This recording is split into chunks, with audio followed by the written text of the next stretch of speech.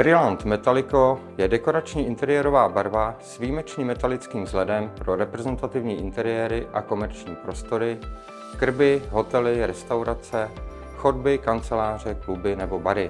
Celý nátěrový systém tvoří podkladová barva Brillant 100 a dekorační barva Brillant Metallico, tónované do stejného odstínu. Výrobek má dva základní odstíny, Pearly a Gold, které lze použít k přímé aplikaci nebo se tónují do dalších 40 odstínů. Před aplikací je vhodné zakrýt všechny plochy, které mohou být potřísněny barvou, malířskou lepicí páskou nebo folií. Podklad by měl být hladký. Ze stěny odstraníme případné staré nesoudržné nátěry, prach a hrubé nečistoty. Novou nebo dosud nenatřenou stěnu je nutné napenetrovat vhodným penetračním přípravkem. Máme-li podklad správně připravený, můžeme přistoupit k samotné aplikaci, která probíhá ve dvou fázích. Nejdříve aplikujeme omyvatelnou barvu Brillant 100, natónovanou do shodného odstínu jako vrchní nátěr.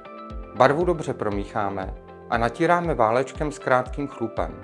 Důkladně ji rozválečkujeme do hladka, aby na povrchu nevznikala nežádoucí tzv. Pomerančová struktura. Brillant 100 nanášíme dle potřeby v 1 až 2 vrstvách. Po dokonalém zaschnutí podkladního nátěru naneseme Brillant Metallico. Barva se neředí a po řádném promíchání je připravena k použití. Nanáší se speciálním měkkým širokým plochým štětcem.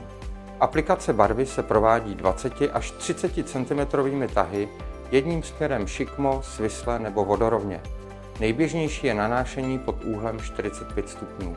Vždy po nanesení přibližně 1 metru čtverečního jemnými tahy téměř suchým štětcem uhladíme strukturu v původním směru. Aplikaci lze provádět rovněž tahy do kříže či do stromečku.